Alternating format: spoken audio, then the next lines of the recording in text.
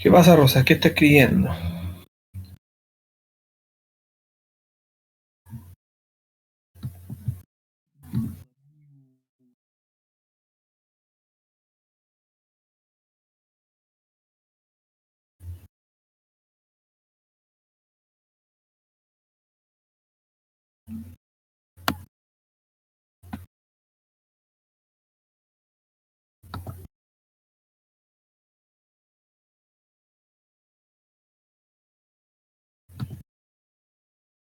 Ya, vamos a ir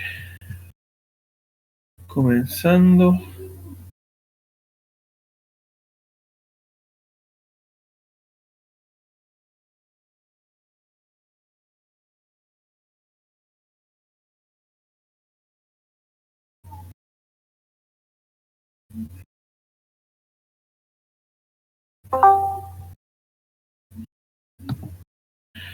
¿Es Méndez o no?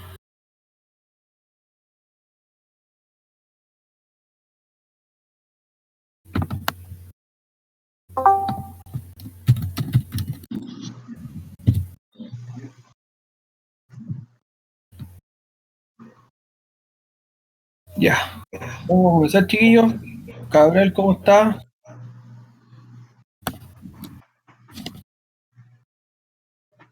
No, si no quiere hablar, entonces apague el micrófono nomás. Búsquelo bajito, por ahí silencia. Gracias, Gabriel. Bien, chiquillos. Hoy día vamos a hacer la última parte del capítulo 1. Ojo, vimos o vamos a ver lo que nos falta del capítulo 1 de IMI, que tiene que ver con hardware de PC. Así que lo importante de esto es que terminando hoy día con el contenido, o terminando hoy día con los aprendizajes que teníamos que haber visto, usted más o menos, obviamente como fue una clase o fueron clases virtuales, eh, más o menos ustedes deberían ser capaces de poder hacer el examen de Cisco online, ¿ya? Pero como hoy día es viernes, incluso feriado, y ya las otras 2 semanas que vienen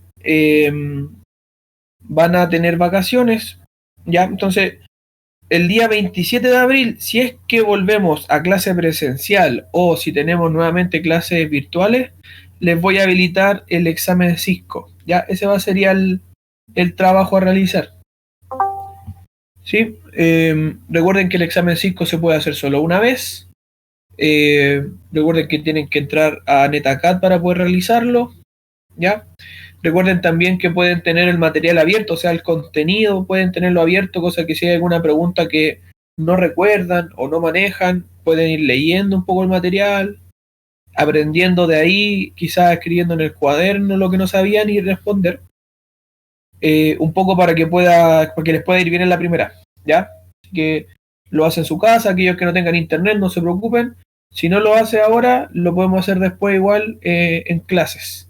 Pero la idea es que ustedes ya se vayan un poquito preparando y viendo cómo va un poco el proceso, qué tanto saben desde que empezamos, ¿ya? Igual hemos visto harto hardware, hemos visto hartos componentes. eh, Hoy día no vamos a ver mucho de lo nuevo. Eh, si no me equivoco, 3 clases de IMI ya tendríamos. 3 clases online. Empezamos como hace 3 semanas. Así que, como les digo, esta ya sería la última del primer capítulo.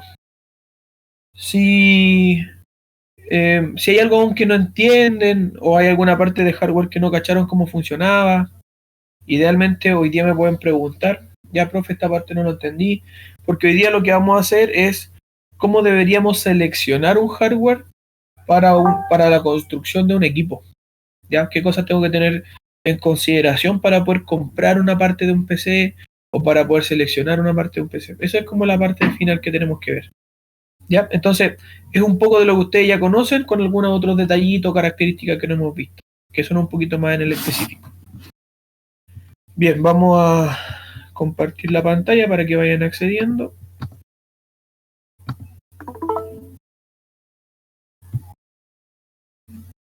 Vayan accediendo, chiquillos. Tengo 11 personas.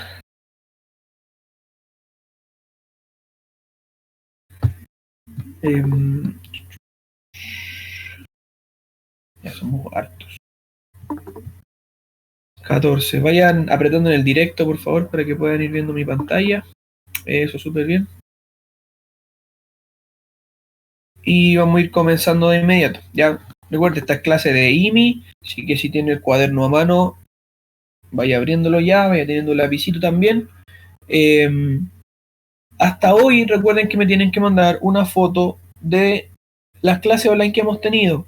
Si hablamos de ICR, usted me tendría que mandar un poco de conexiones a Internet, que era una de las cosas que no pedí en la guía. Conexión a Internet de usuario, conexión a Internet de empresa y la arquitectura de red, que fue lo que vimos el miércoles. ¿Ya? El tema de qué es red convergente, qué es tolerancia a fallos, qué es escalabilidad y qué es calidad de servicio. Lo que ustedes escribieron, el apunte que ustedes tomaron, ¿ya? Si escribieron muy poco, mándenme lo que escribieron. Necesito saber qué están tomando de apuntes, por eso es importante que me lo manden así tal cual. Si escribieron harto o usted a lo mejor hace un resumen más o menos extenso, también mándelo como usted lo dejó escrito en su cuaderno. Para IMI, si no me equivoco, desde dispositivos de entrada y salida, que era algo que tampoco pedí en las guías, desde ahí hacia adelante, dispositivos de entrada, dispositivos de salida. Por ahí hay una definición un poco de tipos de monitores y lo que vamos a ver hoy día. ¿Ya? Recuerden que es importante que además que usted esté participando en esta clase, también tiene que ir tomando apuntes en su cuaderno. No sirve nada que me escuche, que entienda, porque de aquí a la otra semana se nos olvida. ¿Ya? Bien, vamos a comenzar entonces. Solo para recordar hacia atrás, esto era lo que les estoy comentando que tienen que tener en su cuaderno. Estos puertos ustedes ya me lo mandaron aparte de una guía, ¿ya? Yo tengo notado toda la gente que me ha entregado cosas, así que ojo con eso también. Y desde aquí en adelante ya es parte de cosas que ustedes deberían tener escrito en su cuaderno. ¿Qué es un dispositivo de entrada? Aquí quizá algunos ejemplos que son los que habíamos visto. ¿Qué son los dispositivos de salida? También mencionar esos dos. Y el que podemos desglosar un poquito más, que fue el tema de los monitores. Ya escribir ahí que existen algún tipo de monitores que tienen características distintas. Y quizá que hacer referencia, que yo me acuerdo que hablamos un poco de que era el pixel, que es algo importante de manejar. Lo demás también es importante, pero como estamos hablando de una clase virtual, hay que enfocarnos solo en lo relevante. Para mí es importante el pixel y qué es la resolución. ¿Sí? También son dos cositas importantes. Y comenzamos entonces con esto. Si yo quiero comprar o quiero armar o quiero cambiar un computador o parte de un computador, ¿cómo selecciono los componentes de un computador? ¿Ya? Eso es lo que tenemos que ver hoy día. Y vamos a empezar con la pregunta más importante que usted tiene que hacer para poder hacer esta selección. Y la pregunta es, ¿qué cosa es compatible con qué otro hardware o qué hardware es compatible con otro hardware de PC que yo tengo que tener clarito? ¿Alguien me puede responder qué cosa es compatible con otro? Procesador, placa madre con gabinete. Placa madre gabinete, ¿ya? ¿Por ahí alguien nos dijo otra cosa? Yo dije las dos, pues. Y placa madre con procesador. Ya, placa madre procesador. ¿Alguien tiene alguna otra respuesta? ¿Qué más tiene que ser compatible con qué? ¿Solo eso? Por eso le pregunto, porque hay varias. La RAM, ¿no? ¿La RAM con qué? ¿Con qué tiene que ser compatible? Claro, con la placa madre, pues. Ya, sí, puede ser. Los demás puede desbloquear su micrófono y responder. Si no, recuerden también, si no quieren hablar o no pueden hablar, igual aquí estoy pendiente del tema del chat para que escriban respuestas o preguntas. ¿Ya? ¿Nada más? ¿Nadie más? Creo que la gráfica o no. ¿La qué? ¿Tarjeta gráfica? Yo creo que también o no. ¿Con qué cosa tiene que ser compatible? También con la placa madre porque podría haber estado ocupado justo el slot de Ya, la gráfica. la ranura sí, el slot sí, puede ser. Miren, cuando hablamos de compatibilidad de hardware de PC, estamos hablando que el gabinete es uno de los puntos principales porque el gabinete tiene que ser compatible con la fuente de alimentación. ¿Se acuerdan que fue lo primero que vimos al inicio? Que hablamos de cómo eran los gabinetes, después hablamos de la fuente de alimentación y dijimos que estos dos tienen que ser compatibles. Porque la fuente de alimentación está puesta en una parte especial del gabinete. O sea, si el gabinete tiene esa parte muy grande, muy pequeña, no son compatibles y no me sirve. ¿Ya? Entonces, no dejen de afuera la fuente de alimentación, que igual es importante. También es importante mencionar que la placa madre tiene que ser compatible con el gabinete porque también tiene un espacio especial donde va la placa madre y la placa madre igual tiene que ser compatible con la fuente de alimentación porque la placa tiene un espacio donde se conecta a la fuente de alimentación. Recuerden que la fuente de alimentación puede tener entre 20 a 24 pines. Si la placa tiene espacio para 20 y esto tiene un conector de 24, no nos va a servir. Así también es compatible. La memoria RAM obviamente es compatible y es compatible con la placa madre. Pensando en el tipo de RAM que yo voy a comprar, tiene que ser el mismo tipo de RAM que acepta la placa madre.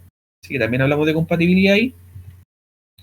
El procesador o la unidad de procesamiento central también tiene que ser compatible en este caso con la RAM. Recuerden que si tengo un procesador muy rápido y una RAM muy pequeña o muy lenta, el computador igual va a trabajar lento. Así que estos tienen que ser compatibles en temas de capacidades y compatible la CPU con la placa madre porque es ahí donde yo la voy a conectar. ¿Se acuerdan cómo se llamaba el lugar donde yo conecto el procesador en la placa madre? ¿Cómo se llama el slot?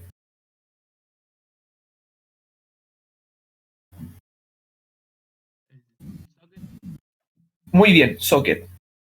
¿Ya? Entonces, el socket que trae la placa madre tiene que ser compatible con el procesador que yo voy a instalar. Así que también es importante. La refrigeración. La refrigeración también es importante principalmente con el tema del procesador porque el procesador necesita una refrigeración específica para poder funcionar. Recuerden que el procesador genera mucho calor, ¿ya? Y como genera mucho calor, la refrigeración que yo le entrego al procesador tiene que ser específica para ese procesador para poder mantener la temperatura estable. ¿Ya? Entonces también hablamos de compatibilidad. Los periféricos. ¿Los periféricos tienen que ser compatibles con algo de esta parte? ¿Con la tarjeta madre o no? Sí, la tarjeta madre. ¿Pero por qué con la tarjeta madre?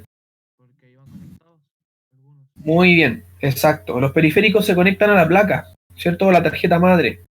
En los puertos que nosotros llamamos puertos de entrada y salida. Por tanto, estos periféricos, cuando yo quiera comprar o cuando yo quiera conectar algunos, tengo que verificar que los conectores que traigan o los puertos que traigan estos periféricos sean los mismos que tiene la placa madre disponible. Por ejemplo, por ahí alguien me regaló un mouse de esos con conector PS2 morado o PS2 verde, dependiendo del morado de teclado, el verde de mouse. Y me regalaron esas dos cosas. Digo, bacán, voy a tener mouse y teclado porque están nuevos. Pero voy a mi placa madre y mi placa madre ya no tiene esos conectores, sino que solamente tiene USB. Entonces, ahí hablamos que no son compatibles. ¿Ya? A lo mejor la placa es muy actual y los periféricos que quiero conectar son muy antiguos. Y obviamente también las unidades de almacenamiento. ¿Ya? Si yo quiero conectar un disco duro, si quiero conectar una unidad óptica, si quiero conectar un disquete o una unidad flash, todo ese tipo de cosas también se tienen que conectar a la placa, por tanto también tienen que cumplir con el tema de la compatibilidad, ¿sí? Entonces, en resumen, cuando ustedes quieran comprar una parte de un computador o quieran armar un computador completo, usted tiene que mirar todo.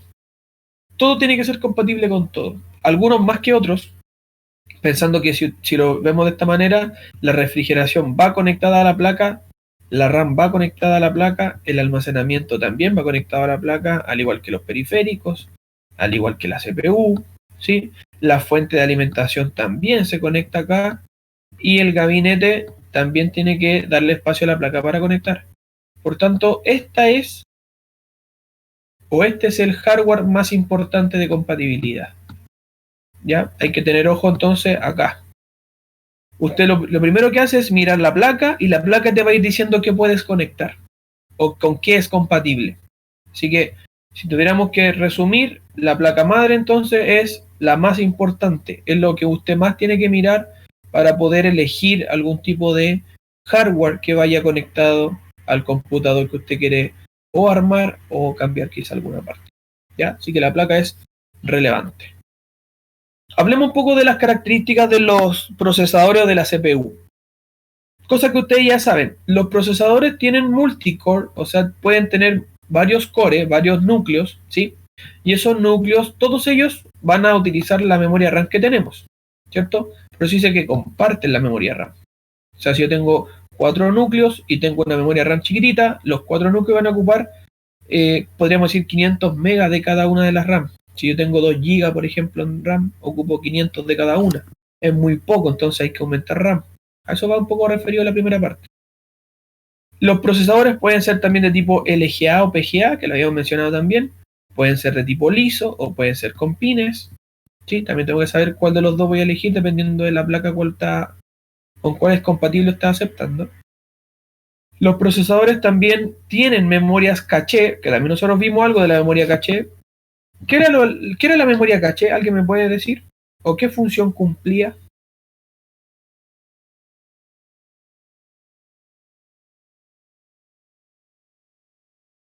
¿Alguien?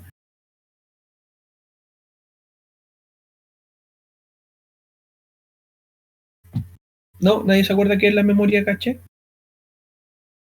Eran los datos que recuperaba la RAM, ¿o no?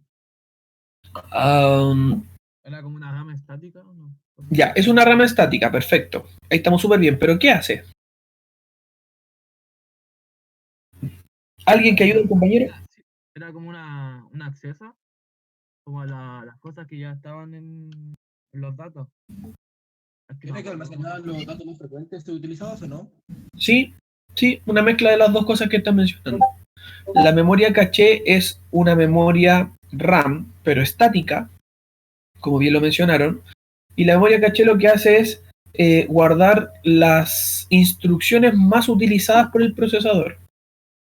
Guarda lo que más el procesador utiliza, ¿ya? No hablamos dónde está ubicada, simplemente dijimos que existía. Y aquí está diferenciada porque la memoria caché tiene niveles, ¿ya? Esto habla de niveles, el level 2, 1 o 3, dependiendo. Entonces, el nivel 1 es la memoria más rápida, pero la más pequeña, que está más cerca del procesador. Imaginemos que esto fuera procesador. La L1 o el nivel 1 es la memoria caché más cercana al procesador y más rápida.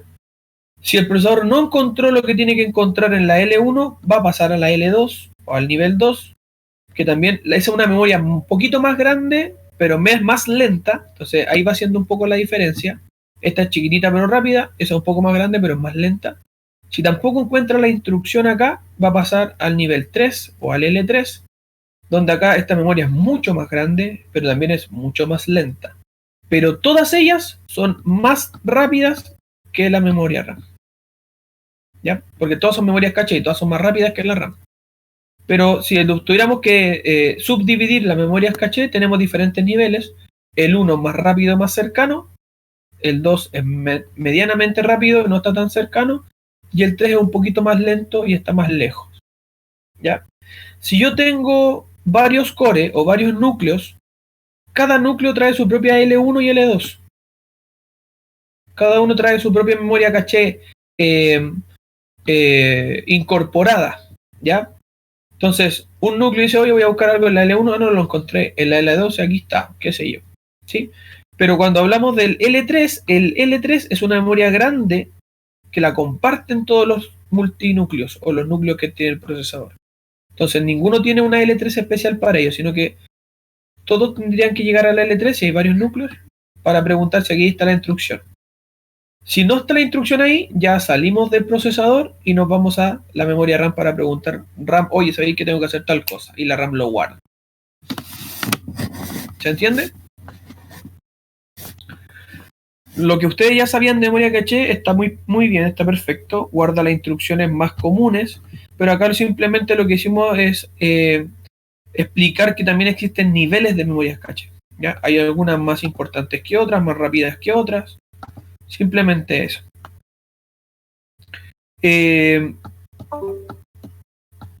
¿Duda? ¿No? Si hablamos también, hay algo que se llama el FSB o el bus frontal. El bus frontal es la ruta eléctrica, ustedes ya conocen lo que es una ruta eléctrica, es la ruta eléctrica entre el procesador, el conjunto de chip, que es el NOT bridge, y luego también las tarjetas de expansión o memoria RAM. Para que lo entendamos, voy a buscar esa imagen para que podamos estar clarito de qué estoy hablando. De esto. Ya, cuando hablamos del FSB es esto. Esto que está aquí. Ese camino eléctrico. Ya, eso es el FSB. Es el bus frontal.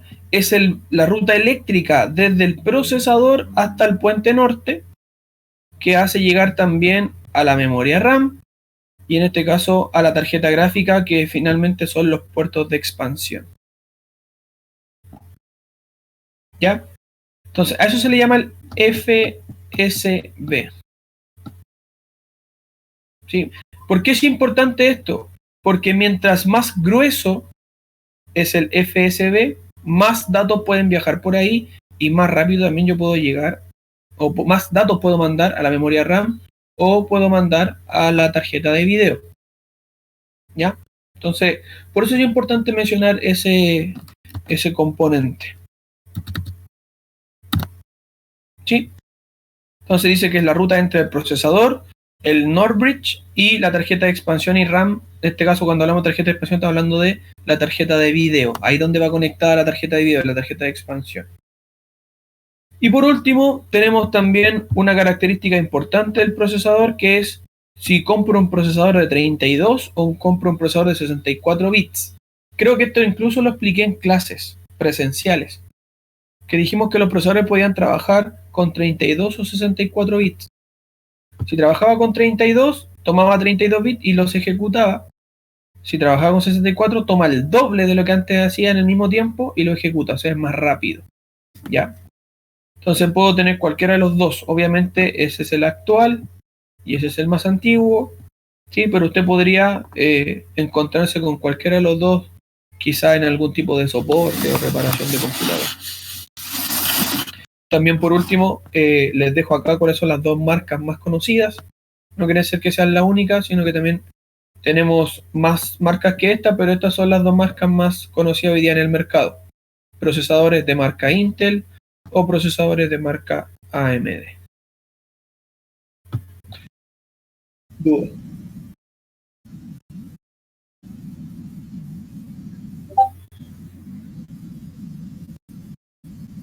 ¿Sí?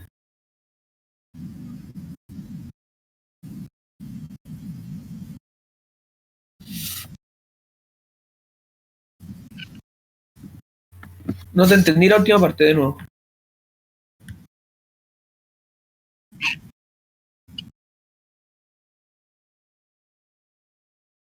Los sistemas 64 no lo tienen. ¿Eso qué lo provoca, el procesador o el sistema? Es que lo que pasa es que eso lo provoca el sistema, no el procesador. No. ¿Ya? El sistema operativo también trabaja a 32 o a 64 bits. Por eso, Entonces, ahí, en el de 64 ya está arreglado ese programa, ese claro, problema. estamos hablando que el de 32 bits es un sistema operativo creado hace muchos años, antes del 2000. Por eso tiene este problema del reloj.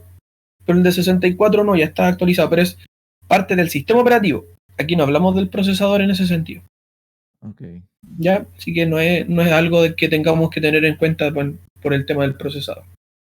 Pero chiquillos, de lo que está mencionado acá, lo importante es que usted sepa que para elegir o seleccionar un procesador hay que ver hartas cositas, ¿ya?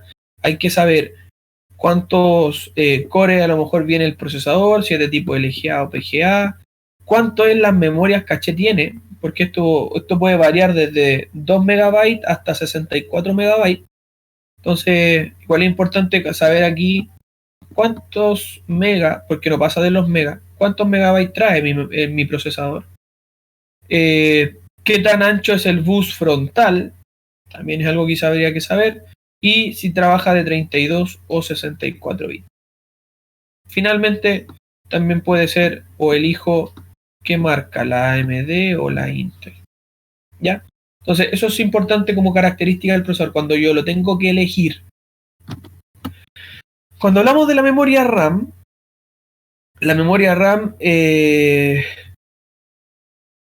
primero tenemos varias cositas. Yo puedo elegir la memoria RAM en base a lo que acepta la tarjeta madre o la placa madre.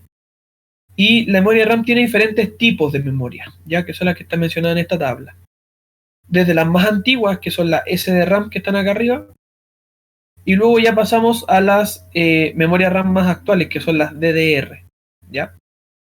Obviamente hoy día están las DDR4, que son mucho más actuales, pero no sale aquí la tabla, pero esto es para que se hagan una referencia que cuando usted va a un lugar a comprar una memoria RAM y le dice, quiero una memoria RAM de 8 GB, el técnico, la persona que te va a vender, te va a decir, ya, pero ¿de qué tipo de memoria tú quieres?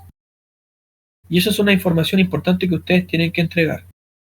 ¿Qué tipo de memoria RAM usted va a comprar? Porque, como sabemos, la RAM tiene que ser compatible con la placa.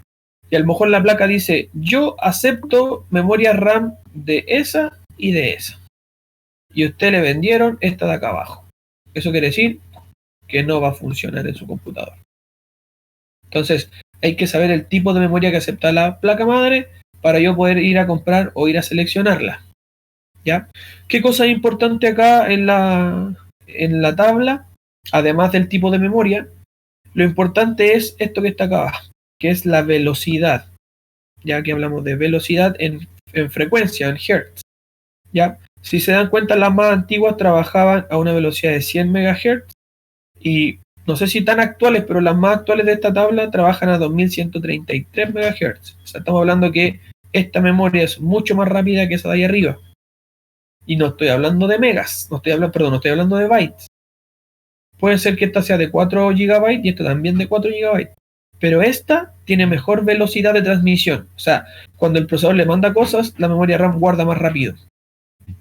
¿Sí? Entonces hace referencia un poco a eso, a la velocidad. ¿Ya? Así que, si usted tiene la posibilidad de elegir entre 4 memorias RAM, siempre vaya a mirar la de la frecuencia más alta, la de la velocidad más alta. ¿Ya? Porque esa obviamente le va a dar una mejor calidad en el proceso de las instrucciones en el PC. Además, tenemos que tener en cuenta los módulos. Ya sabemos que los módulos de un PC de escritorio o un PC convencional se llaman DIMM y los módulos o slot de un notebook se llaman SODIMM. Ya, estos son los de notebook. Por si algún día usted quisiera comprarse una RAM para su notebook, el módulo o el slot donde lo conecta se llama SODIMM. ¿Ya? Y DIMM sería el nombre del computador de escritorio convencional. Entonces estamos hablando de esa diferencia, ¿sí?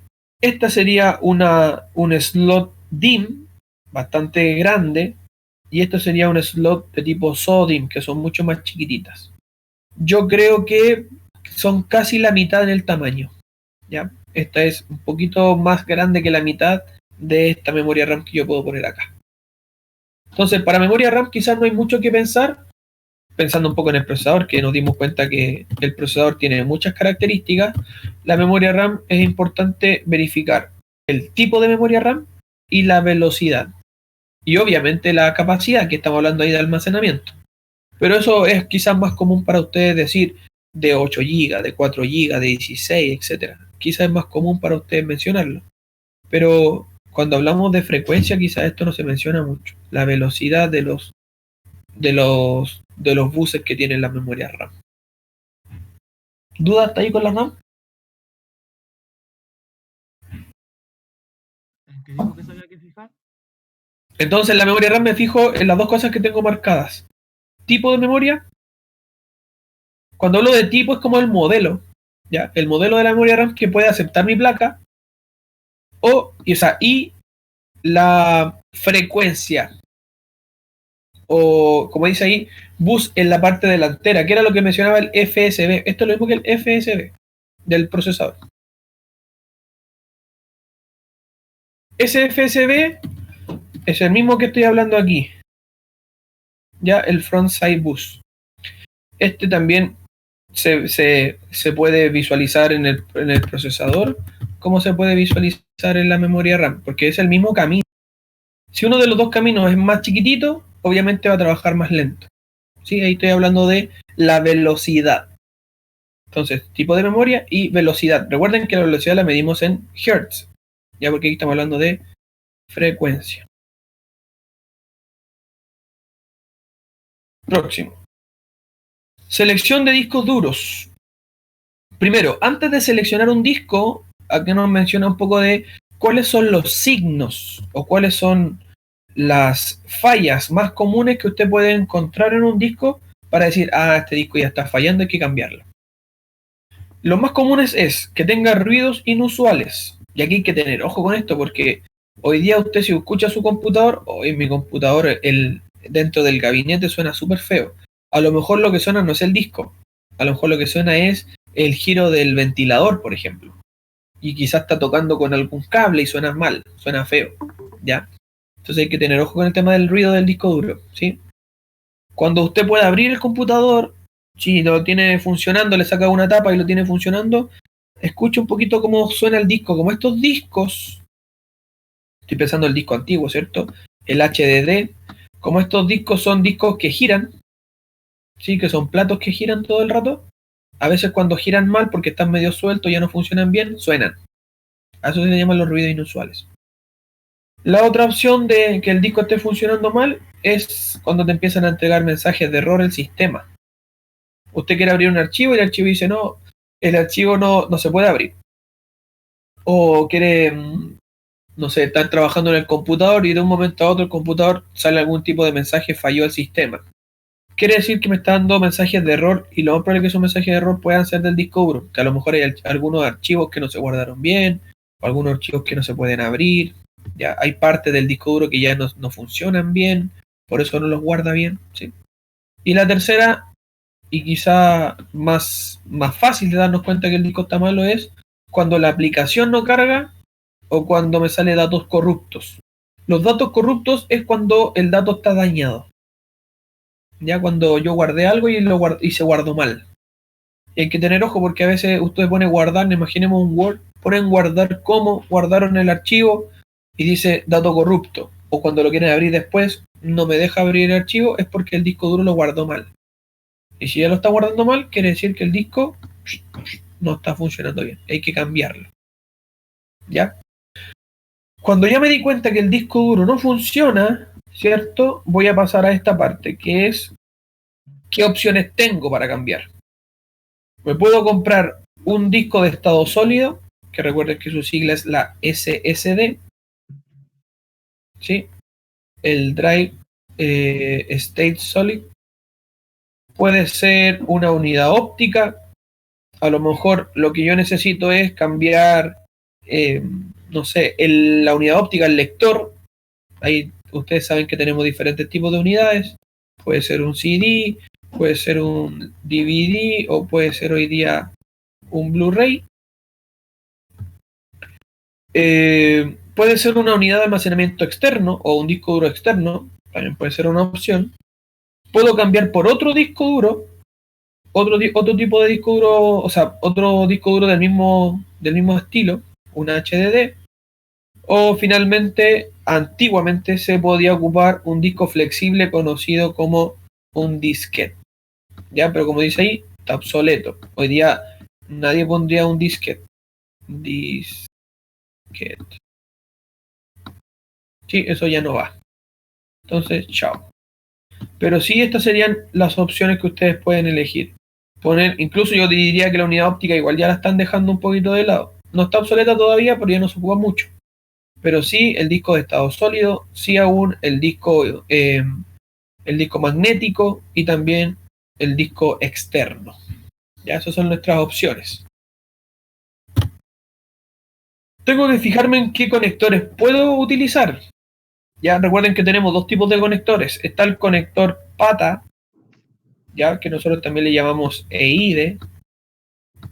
¿Por qué tiene dos nombres? Porque el PATA es el nombre del conector e EIDE es el nombre del cable.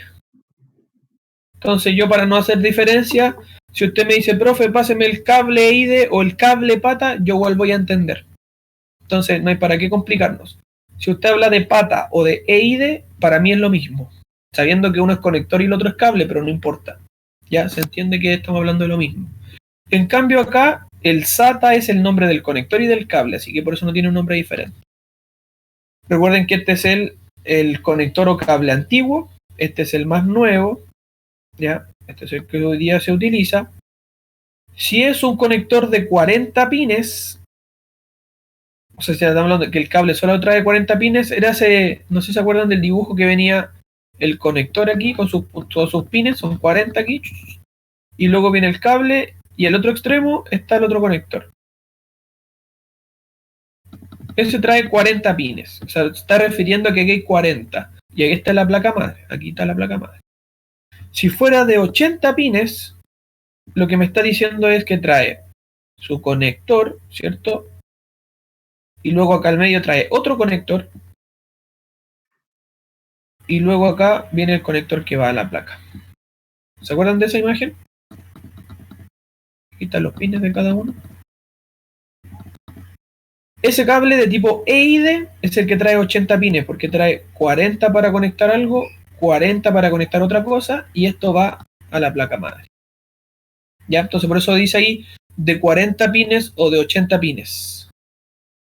¿Ya? Porque va a depender si es uno que es para un único dispositivo o si es uno que es doble, que puedes conectar dos dispositivos ahí. Para el cable SATA, dice que también va conectado a la interfaz serial de la placa.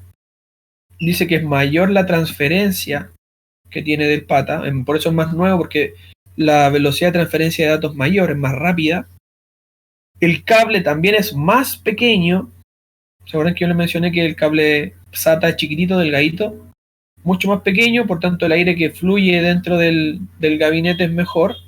Y también existe el conector eSATA, que sería el conector externo de disco duro SATA. No existe un conector PATA externo, siempre tiene que ser interno. Hoy día también existe el eSATA, aunque hoy día casi todo está reemplazado por el conector conocido para ustedes como USB, pero eso no quiere decir que el eSATA no exista. ¿Dudas, consultas, preguntas? Necesito escucharlos, chiquillos, por favor, para seguir avanzando.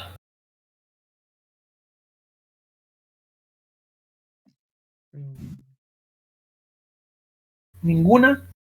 Recuerden que después se van a enfrentar a la prueba de Cisco en base a esto. Si algo no entendió, pregunte ahora.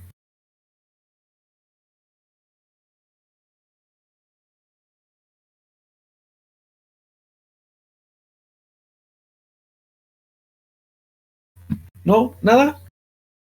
¿Se entiende todo? Espero que también esté escrito en su cuaderno. Sigamos. Como tengo que saber de los cables o conectores, también tengo que saber qué característica tienen las unidades de estado sólido o el disco de estado sólido. El SSD dice que utiliza RAM estática en vez de platos magnéticos, o sea, trabaja con esto, con chips, en vez de trabajar con discos que giran. Los SSD son altamente confiables porque ellos no tienen partes movibles, nada se mueve acá adentro. Y para poder elegir uno de estos discos duros, yo tengo que verificar el costo.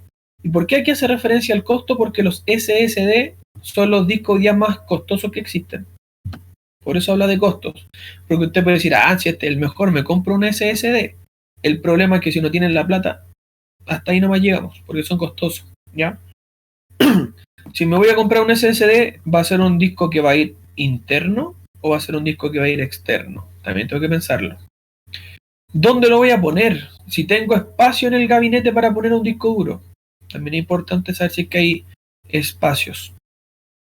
Si obviamente mi sistema acepta discos de este estilo, Si tengo conectores de la fuente de alimentación para que le entregue energía a este tipo de disco, cuál es la velocidad que tiene y la capacidad.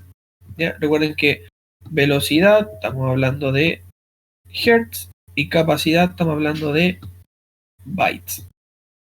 ¿Cuántos bytes tiene? Gigabyte en este caso. ¿Y cuántos hertz tiene? En este caso trabaja en los megahertz. Son las cositas que tengo que tener clara entonces del disco de estado sólido. ¿Ya? Pero recuerden, ojo con este punto, y ojalá anótelo bien en su cuaderno. Los discos de estado sólido son los más costosos. ¿Ya? Entonces, puede ser que a lo mejor dentro de las preguntas de Cisco diga, se necesita comprar un disco duro para un cliente, bla, bla, bla, pero el cliente indica que sus recursos económicos no son muchos. Lo más probable es que su respuesta correcta no pueda ser un disco de estado sólido, porque estos sabemos que son los más costosos. Entonces ahí, lo primero que hacemos es descartar este que es el más costoso, y dentro de los que no son tan costosos ver cuál es el mejor. Ya, ahí que hacer la diferencia.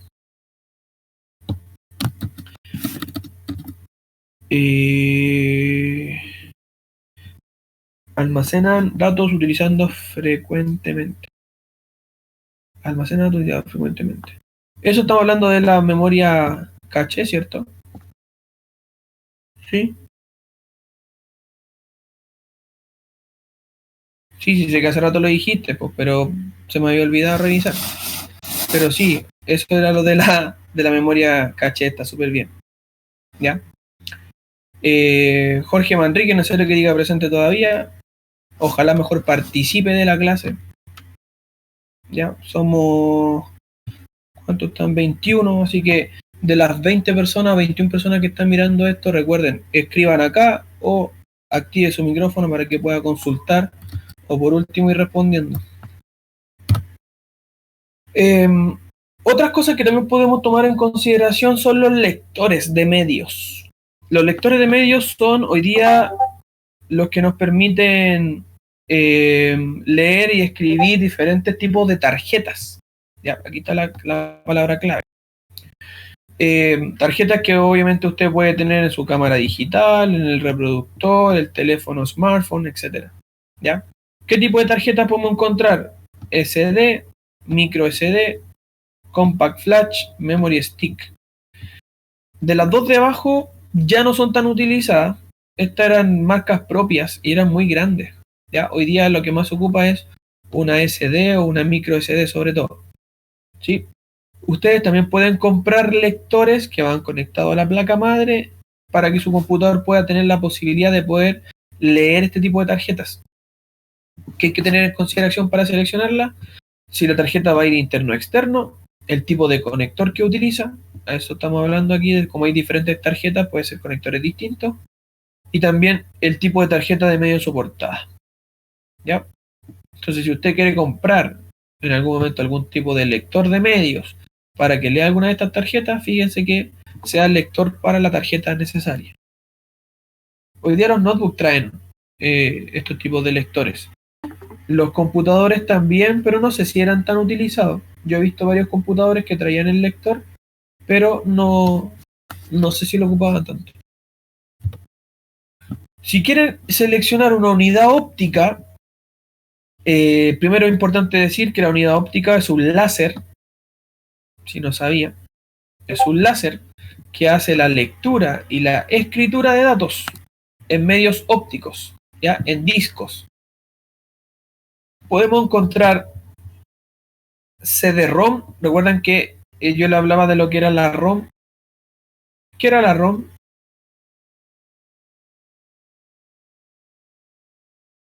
Alguien que me responda qué es la memoria ROM o qué es ROM. Que no se puede modificar, que ya está grabada. Exacto, que es una memoria que ya viene con información que no se modifica. Por eso dice, solo se puede leer, ¿cierto? Solo puedo leer lo que ya viene.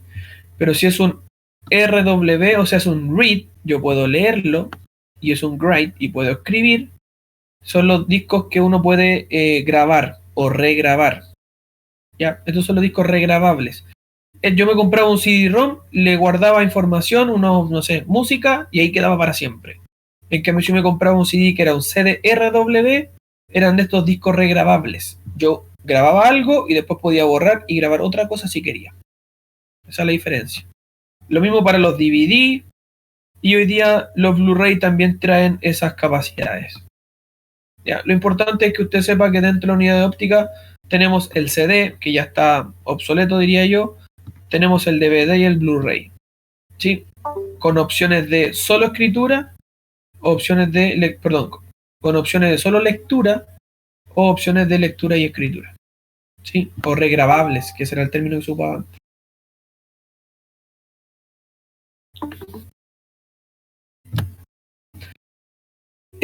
Si estamos hablando de almacenamiento externo, ya no de lo interno, sino de lo que yo puedo guardar y dejarlo fuera del computador, nos tenemos que fijar en el tipo de puerto, ¿ya? El puerto externo, ese es el importante. Puerto externo como un USB, puerto externo como un fireware, que ese sería el estándar, el IEEE 1394, un SCSI o un ISATA. Esas serían como las opciones. Ahora, SCSI obsoleto, firewall obsoleto, ISATA sí, todavía por ahí hay algunos, pero por eso les dejé acá que el USB es el conector de almacenamiento externo prioritario o predominante o más utilizado, ¿ya? Entonces, cuando ustedes quieran seleccionar algún componente que vaya conectado de almacenamiento, que vaya conectado al exterior, hay que saber qué tipo de puerto es, lo más probable que sea ese. ¿Cuál es la capacidad del puerto? ¿Cuál es la capacidad de almacenamiento que usted va a elegir? La portabilidad, si yo lo puedo tomar y llevarlo para otro lugar. La velocidad, recuerden que estamos hablando aquí de hertz. Y por último, requerimientos de energía. Si lo tengo que conectar a una fuente de energía externa o si es que el mismo puerto me entrega energía eléctrica para que pueda funcionar. Y el USB sí la entrega. Por eso les digo que el USB hoy día es el conector que más se utiliza. Si acá no hay que mucho darle vuelta, sino tener en claro que, y ustedes lo tienen escrito por ahí en su cuaderno, que el USB hoy día tiene diferentes tipos, ¿ya? Acá estamos hablando de tipos de USB, eso igual es importante, USB tipo A, B, C, mini, micro, etc. Y estamos hablando de versiones, eso también es algo importante, la versión del USB que tengo. Hoy día el USB está llegando hasta la versión 3.1. Entonces si tengo USB tipo o versión 1 es el más antiguo, versión 2 un poquito más actual, mayor velocidad. Principalmente las versiones de los USB se diferencian por la velocidad de transferencia. Ya mientras más actual el USB, más rápido es la transferencia de datos. Última parte. Sistema de computadoras especializadas. Cuando imaginemos que todo esto que hicimos recién era para poder armar un computador, que es todo lo que ustedes tendrían que pensar para poder buscar y armar un computador, hay algunos computadores que no es para un usuario convencional, sino que es para un usuario específico. Por tanto, el computador que le tengo que armar también es un computador específico. ¿Ya? Primero, antes de conversar, de hablar sobre los computadores específicos, yo tengo que tener clarito dos cosas. Primero, tengo dos tipos de clientes. Vayan anotando, chiquillos. Dos tipos de clientes. Hay cliente llamado el cliente grueso o el cliente delgado. ¿Cuál es la diferencia? El cliente delgado o ligero, que es lo mismo, es aquel que tiene poco poder de procesamiento y está diseñado para actuar como un terminal de servidor. O sea, el cliente ligero es el usuario convencional. Usuario convencional o el usuario común. ¿Ya? Cuando hablamos de que tengo un cliente que es un cliente ligero, me decir, oye, necesito un computador para trabajar en la casa. ¿Qué haces tú? No, yo me meto a internet, yo ocupo Office. Eso sería un cliente ligero o delgado. ¿Ya? Un cliente bastante común. En cambio, los clientes pesados, tienen características distintas porque necesitan de mayor CPU o más potentes, más memoria, quizá su propio sistema de almacenamiento. Estamos hablando de un almacenamiento elevado, ¿cierto? Y ellos son los que le entregan características a los clientes ligeros o procesamiento de los clientes ligeros. O sea, en otras palabras, si esto lo viéramos en redes, este sería mi cliente grueso o pesado que se conecta a un cliente ligero. ¿Cuáles serían esas dos cosas? ¿Qué son esas dos cosas dentro de una topología? Un servidor y un... Exacto. Ya, este sería un servidor porque el servidor necesita capacidades especiales. Entonces estamos hablando que el servidor es un cliente pesado y un PC o un usuario convencional sería nuestro cliente liviano, ya, o ligero o delgado, como lo quieran llamar. Entonces, eso es lo que está haciendo referencia. Cuando ustedes les soliciten construir un computador o cambiar una parte de un computador, usted lo primero que pregunta es, ya, pero ¿usted para qué lo usa? Yo lo uso porque tengo una página web y tengo, no sé, un servidor de juegos levantado y bla, bla, bla. Ah, entonces tú tenés que pensar un poco en que es un cliente especial, que hay que entregarle capacidades altas para poder trabajar. Si él dice que lo ocupa a veces para, no sé, jugar en línea con suerte, o para ocupar Office, o para navegar, o para estar metido en, no sé, en cosas como muy sencillas, estamos hablando que es un simple computador para un simple usuario, ¿ya? Por tanto, las capacidades tampoco tienen que ser muy elevadas. Eso como primera parte. Segundo, tengo, o puede ser que dentro de los clientes gruesos, me encuentre con algunos que trabajen de esta manera. Si le quiere poner aquí dentro de los clientes gruesos 1.2 o 1.1, no sé. Las estaciones de trabajo CAX, en este caso por X. ¿Qué significa esto? Computadora asistida, y la X va a depender de para qué quiero que ocupe el computador. Los que más se utilizan son los CAD, computadora asistida de diseño, ¿sí? Como sale en la imagen, para diseñar cosas, o computadoras asistidas para manufacturas, o sea, para construir, para diseñar o para construir. En este caso puede ser incluso construcciones de, no sé, ropa que hay que hacer en el computador de forma digital. Ya, lo que hablamos de diseño, estamos hablando, por ejemplo, computadores que se necesitan para poder emular un edificio 3D, que hay que construirlo, que hay que armarlo, etcétera. ¿Ya? Estos son computadores que necesitan partes específicas muy potentes. Entre ellas tenemos mucha memoria RAM, porque los programas que ocupan son muy pesados, necesita guardar mucha información. Discos duros que sean rápidos, ¿sí? Estamos hablando aquí de alta velocidad porque no guardan muchas cosas, sino que trabajan rápido este tipo de cosas. Un procesador muy potente y dispositivos de entrada especiales con... serían sus recursos comunes. Dispositivos de entrada especiales. ¿Qué podría ser un dispositivo especial de entrada? Hay a veces computadores de diseño donde uno le conecta un lápiz digital, por ejemplo, que viene con una pantalla y uno toma el lápiz y en el lápiz dibuja cosas. Eso sería un dispositivo de entrada especial, ¿sí? Entonces, esto sería una computadora especializada para trabajo de asistido o para diseño asistido.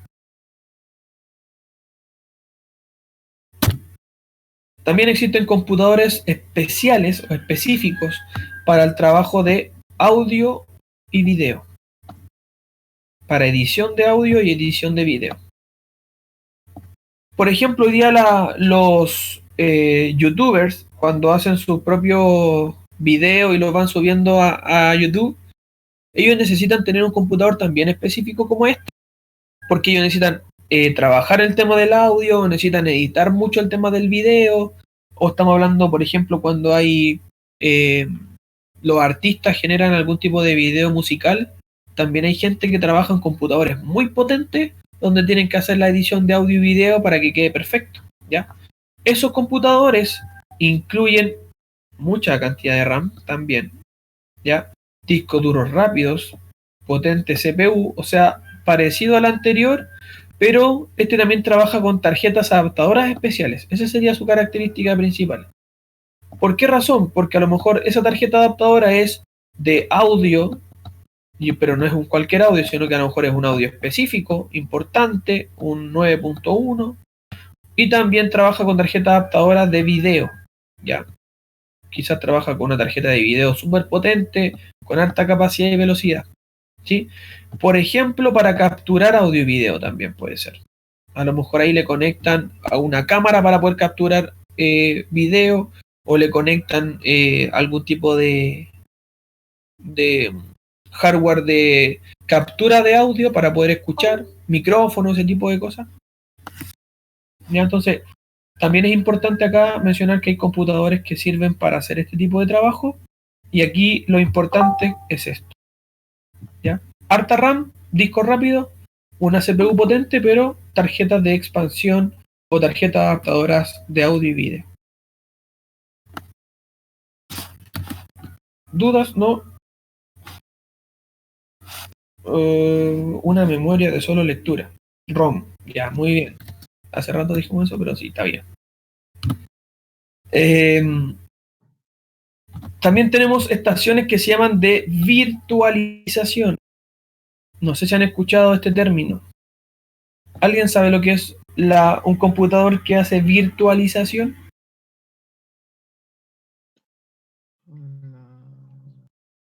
Son ordenadores que es VirtualBox, se llama el programa, si no me recuerdo. Ya, pero ¿qué es lo que hace? Emular el sistema operativo de un computador. Claro. Las estaciones de trabajo de virtualización, como bien lo menciona su nombre, es emular o virtualizar otro computador dentro del mismo. ¿Ya? Entonces, un poco, no sé si entienden la imagen que está aquí, pero yo tengo mi computador, ¿sí? Y mi computador tiene, por ejemplo, Windows 8. Y yo instalo o aplico un software para que virtualice. ¿Qué significa esto? Que dentro de mi computador yo voy a emular que tengo otro computador, y ese computador aquí, por ejemplo, este computador de al lado acá tiene un sistema operativo que se llama Linux. Y además acá tengo un sistema operativo que es de un servidor, por ejemplo. Entonces, si lo pensamos, cuando mi computador se enciende, yo enciendo Windows 8, Server y Linux. O sea, tengo 3 computadores en uno. Pero de esos 3, el real es solo uno. Los virtuales son 2. ¿Sí? Entonces lo que estoy haciendo es virtualizar un PC. ¿Qué pasa con el hardware? Cuando yo hago esta virtualización, la CPU la comparto en 3, porque necesito 3 sistemas funcionando. La memoria la divido en 3. La tarjeta de red también va a ser para los 3. Y el disco duro también se va a dividir para 3. O sea, todo lo que yo tengo se lo voy a tener que separar. Por ejemplo, si tengo 8 GB de memoria RAM, le voy a tener que entregar, no sé, como 2,5 por cada uno aproximadamente, para que puedan trabajar. Eso quiere decir que donde antes este computador trabajaba con 8 GB, ahora solamente tiene, no sé, 3 GB. De los 8 tiene solo 3, porque acá le entregamos 2,5 para este y 2,5 para este. ¿Sí? Entonces, la cantidad de hardware que se divide es harto. Por lo tanto, dice, los equipos virtuales utilizan y comparten los recursos físicos, como la CPU, como la memoria y como los discos. ¿Ya? Los comparten completamente. Por tanto, la selección de los recursos físicos dependerá del número y del propósito de las máquinas virtuales. O sea, si yo voy a tener un computador y voy a virtualizar otro adentro y nada más, yo creo que a lo mejor el hardware que tengo me funciona y me sirve. Pero si yo voy a hacer esto que está aquí, que tengo el equipo 1, ¿cierto? Que es el real, y voy a poner 1, 2, 3, 4 computadores dentro, voy a tener que necesitar hardware para 5 equipos. ¿Ya? Y esos hardware, recuerden, tienen que ser harto procesador, harta memoria, harto disco, y aquí no dejar de lado que no está escrito es la tarjeta de red. ¿Ya? Si mi tarjeta de red es de las antiguas, que tiene velocidades bajas, todo va a funcionar muy lento cuando lo conecten a una red. La conexión a internet, la conexión a la red local. ¿Ya? Así que también ahí agreguen en su cuaderno que la tarjeta de red es importante que sea rápida para los sistemas de virtualización. Y el último, que también es hoy día muy, muy conocido, muy utilizado, que es el PC para juegos. ¿Ya? Una El duda, PC, ¿qué? una duda con la virtualización. Dígame. Ya, si yo instalo un virus en el sistema emulado para pasar al real, De nuevo, que no te alcancé a escuchar. si Sorry. yo instalo un virus en el sistema virtualizado, ¿pasa el virus al sistema operativo real? No. No. Cada uno de los sistemas que yo virtualizo son independientes unos del otro. Por tanto, si imaginemos esta imagen que tengo acá, Solaris, por X razón, dejó de funcionar, por virus o por lo que sea, Solaris muere. Y ese sistema dejó de funcionar. Pero mi computador real más los otros tres siguen funcionando. Por eso es Porque que yo son había visto independientes uno del otro. donde probaban virus y entonces yo me preguntaba si le hacían Exacto. algún daño en el sistema operativo real. No, para nada. Por lo mismo, a veces la virtualización está hecha para eso, para hacer pruebas. Porque si yo quiero instalar, por ejemplo, el Ubuntu, que es el símbolo de este que está acá, yo lo quiero instalar en un computador, pero me lo voy a comprar todavía, no estoy viendo recién, lo puedo virtualizar y lo pruebo. Ah, funciona bien, hace lo que yo necesito, entonces recién me compro un computador y lo instalo. Un poco es para eso, para hacer pruebas. A veces no necesariamente sirve para pruebas. Yo puedo comprar un computador muy potente y puedo tener dentro de ese computador dos sistemas operativos más el que ya tengo. Y si los tres funcionan bien, porque tengo harto hardware, no tengo para qué gastar plata en otro equipo si ya lo puedo hacer en estos tres. Ok, Sí, pero son independientes uno del otro. Eso es importante. sí. Y como decía, el último, el PC de juegos, debido a los altos requisitos de recursos de los juegos modernos, los PC hoy día de juegos son muy exigentes en recursos. Donde antes, no sé, yo estoy hablando de juegos como el Buscamina, como el Solitario, ¿cierto? Que no necesitaban nada de recursos, era muy simple. Hoy día los juegos que uno puede jugar, valga la redundancia, en un computador, son súper exigentes en el hardware que se necesita, ¿ya? Lo que más se utiliza es un procesador, como dice, extremo superior, o sea, uno de los más actuales, porque la velocidad de ejecución de los juegos son súper altas, gran cantidad de memoria RAM y rápida, discos duros rápidos, no tan pesados, o sea, que no almacenen tanto, pero siempre que sean rápidos, y dispositivos de entrada de alto rendimiento y sistemas de audio. Estamos hablando de alto rendimiento, acá hay algunos mouse, por ejemplo, que son distintos, traen más botones, más cosas, sistemas de audio también que puedan escuchar específicamente, por ejemplo, un juego de shooter que se muestra ahí en la imagen, donde yo necesito escuchar específicamente si alguien viene del lado mío, cómo se escuche, que sea un sonido envolvente, etcétera. Ese tipo de cosas uno las va solicitando en este tipo de computadores especializados. Estamos hablando que un PC de juegos no necesariamente, perdón, no es tanto pensado como para el jugador de casa, ya no como para ustedes, a lo mejor que yo jugamos harto, me compro una buena memoria de tarjeta de video y funciona. Sí, lo más probable es que sí funcione. Pero estamos hablando de gente que se dedica a jugar. Esa gente, yo creo que ustedes a lo mejor aquellos que les gustan los juegos han investigado un poquito qué tipo de computadores tienen. A veces tienen unas cosas que son unos monstruos, unas cuestiones muy, muy, muy bacanes. Ellos se dedican a trabajar en eso, por tanto, su equipamiento tiene que ser potente.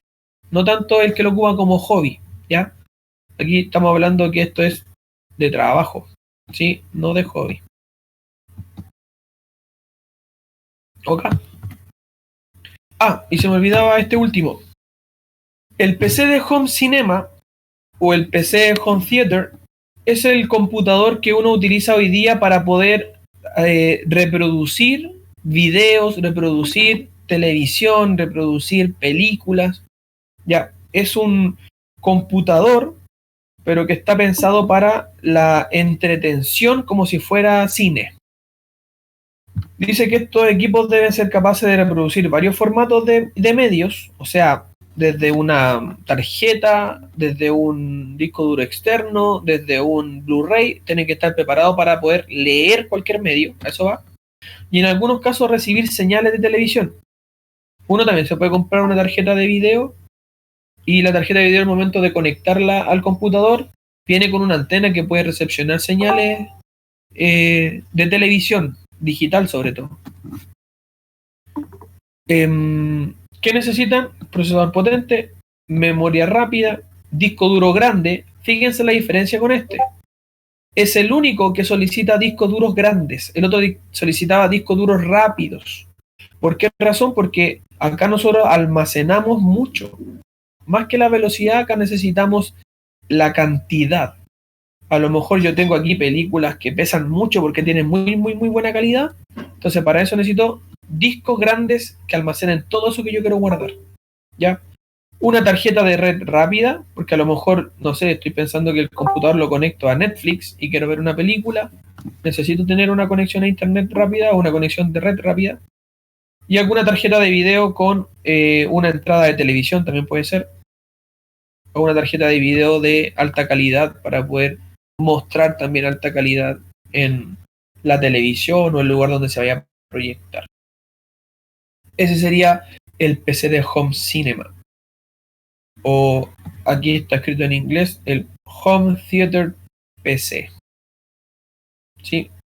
El PC para tener como un cine en casa. Y bien, con eso terminamos el capítulo número 1. Profe, Dígame. ¿puede ponerla ya por el cliente grueso? Que me falta anotar una cosa. Ya, lo último. Por favor. Cliente. Lo importante, recuerden, del cliente grueso y delgado o ligero y pesado es: cliente ligero es aquel que ocupa un computador común, no necesita especificaciones de diseño. Cliente pesado o grueso es aquel que se ocupa para algo específico. Ya, por eso le puse el servidor como ejemplo. Y después, si hablamos de todos estos serían clientes gruesos, ya, porque son computadores para algo específico, ¿sí? Entonces, este es usuario común y este es usuario especial, si lo quieren llamar de alguna manera, ¿ya? Que necesita mayor capacidad en algunas cosas.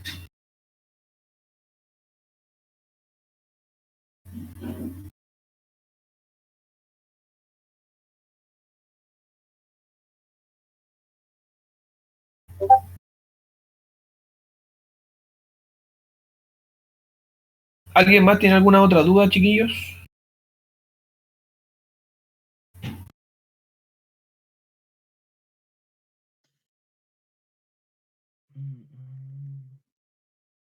¿Cómo que se te ha ido el net, Méndez? ¿Qué te pasó?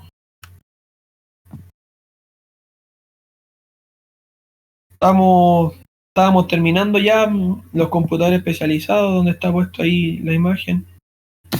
¿Anotó ya el que me pidió para anotar? Sí, sí, dale, no. La última diapo del PC Home Cinema. Ese. ¿Qué le vamos a hacer? No tengo BTR, tengo móvil.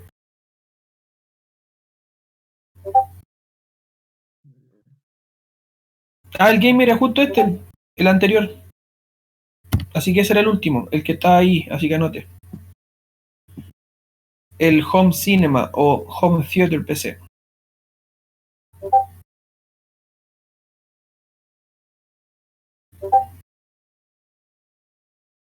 ¿Cómo que presente cayó antes? Ya no, porque no hemos terminado. La media pez. Melissa estaba escribiendo algo.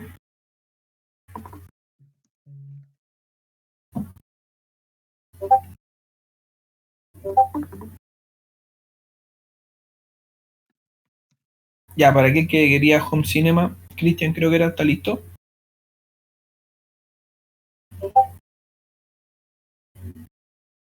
Ya, ahí hablamos más ratito.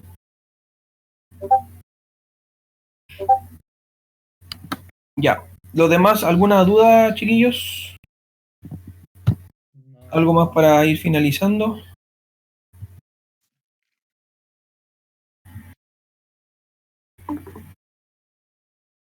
¿No? ¿Nada? Bien, lo único entonces que me queda por comentar es que hoy día recuerden que es el plazo para que me manden sus apuntes de clase. ¿Ya? Recuerden que yo no les pedí una guía específica para esta semana. Les pedí solo que escribieran tomaran apuntes de las clases que yo hacía. A eso usted le manda una fotito, le saca una fotito y me lo manda. ¿Ya? Eso es lo único que voy a pedir. 11:59 el plazo hoy día en la noche, así que para que lo haga lo antes posible, no hay que hacer mucho. Si usted estuvo en la clase y escribió foto, sí, de las dos, de ICR y de IMI, ya, fotito de las dos, de las dos asignaturas, de los dos apuntes que usted tomó, y me los manda por correo o por Instagram. Cualquiera de los dos son válidos.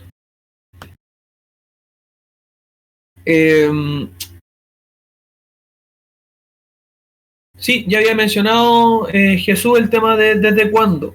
Para ICR, lo voy a escribir acá para que no se le olvide. Para ICR,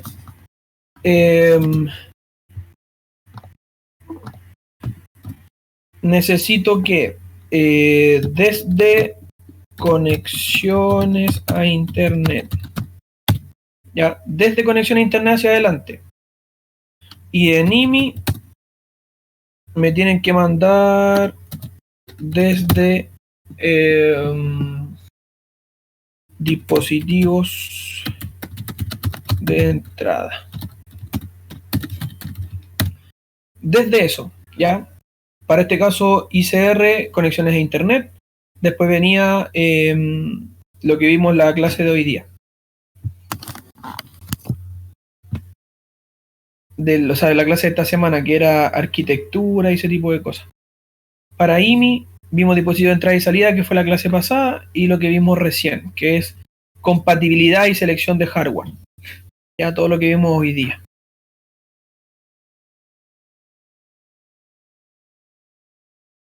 No entiendo, Rosas, ¿cómo repaso de qué?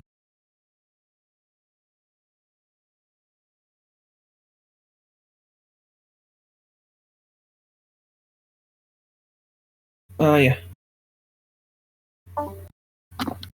No, si no hay nadie más que tenga dudas, vaya escribiendo presente, por favor, para que los pueda anotar. Y así tomar el registro de todos los que hoy día estuvieron conectados.